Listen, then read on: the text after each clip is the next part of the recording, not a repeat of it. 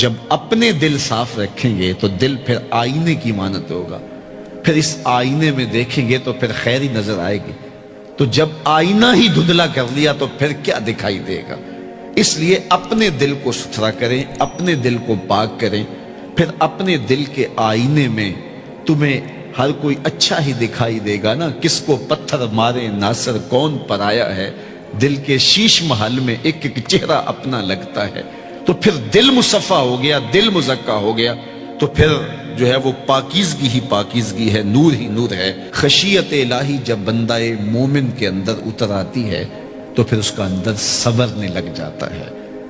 جہاں کوئی کیمرہ نہیں ہوتا، جہاں کوئی ایجنسی نہیں ہوتی، جہاں کوئی دیکھنے والا نہیں ہوتا، وہاں یہ خوف طاری ہوتا ہے کہ میرا رب مجھے دیکھ رہا ہے، اور یہ تصور انسان کی زندگی کے اندر خیر لاتا ہے۔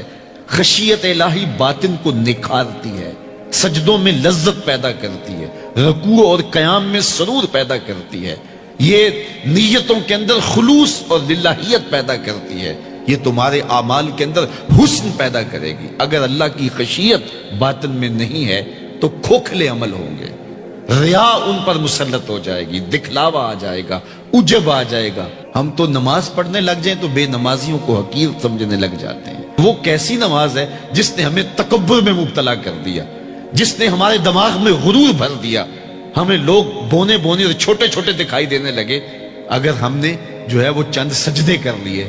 لیکن وہ لوگ جو خشیت الہی کے نور میں پرورش پاتے رہے، وہ ساری زندگیاں عبادت میں گزارنے کے بعد پھر بھی روتے تھے، پتہ نہیں ہماری باتیں بھی قبول ہوئی ہے کہ نہیں۔ حضرت سری سختی رضی اللہ تعالی عنہ دن میں کئی بار آئینہ دیکھتے تھے اور اپنے چہرے پہ ہاتھ پھیر کے دیکھتے تھے، کہیں میرے گناہوں کے سبب سے میرا چہرہ سیاہ تو نہیں ہو گیا۔ حضرت جنید بغدادی کے سکے ماموں لگتے ہیں، فرماتے ہیں ایک دن حضرت سری سختی نے مجھے نصیحتیں کی، ایک نصیحت کی تو میرے پاؤں تلے سے زمین نکل گئی۔ کہنے لگے بیٹا جب میں مر جاؤں تو مجھے بغداد سے باہر دفن کرنا۔ تو میں نے کہا کہ حضرت لوگ تو بغداد میں دفن ہونے کو ترستے ہیں، تو آپ کہتے ہیں مجھے بغداد سے باہر دفن کرنا؟ تو حضرت سری سختی رضی اللہ تعالیٰ عنہ فرمانے لگے کہ اے جنید میں ڈرتا ہوں میری بدعمالیوں کی وجہ سے بغداد کی مٹی مجھے قبول کرنے سے انکار نہ کر دے۔ یہ وہ لوگ تھے تتجافا جنوبہم عن المضاجع، جن کی کروٹیں خوف و طمع میں بستروں سے الگ رہتی تھی اور اللہ کو پکارا کرتے تھے، راتوں کی تنہائیوں میں اٹھ اٹھ کے راتوں کو آباد رکھا کرتے تھے۔ حضرت شیخ سعدی نے لکھا ہے کہ مطاف میں ایک شخص کنکروں پہ پیشانی رکھ کے رو رہا ہے اور کیا کہتا ہے، اللہ مجھے معاف کر دے نہیں تو قیامت کے دن نابینا اٹھانا، تیرا کیا تیرے بندوں کا سامنا نہیں کر پاؤں گا۔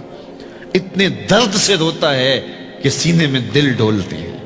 ایک شخص تو اپنا طواف چھوڑ کے اس کے پاس کھڑا ہو گیا، اس کی پشت پہ ہاتھ پھیرنے لگا، حوصلہ رکھ اللہ بڑا کریم ہے، حوصلہ رکھ اللہ بڑا رحیم ہے، اور اس کو تسلی دینے لگا۔ اور وہ اتنے درد سے روتا ہے، اس کی چیخیں سنی نہیں جاتی، مطاف کے کنکروں پہ اس کے آنسو گرتے ہیں اور کہتا ہے اے اللہ مجھے معاف کر دے نہیں تو نابینا اٹھانا، تیرا سامنا تو بڑی دور کی بات، تیرے بندوں کا سامنا نہیں کر پاؤں گا۔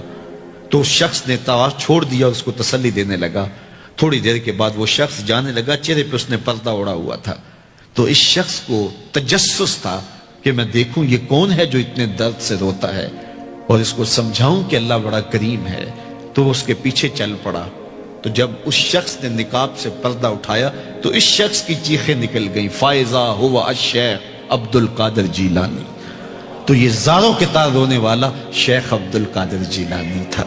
آج پیر کہتا ہے کہ میں تمہیں بخشوا دوں گا، ضمانت فراہم کر رہا ہے۔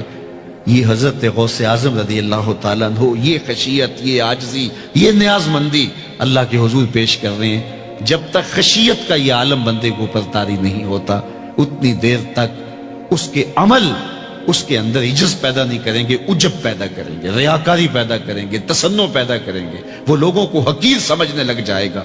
اور اس کائنات میں اس سے بڑا کیا جرم ہو کہ کوئی کسی کو حقیر سمجھے؟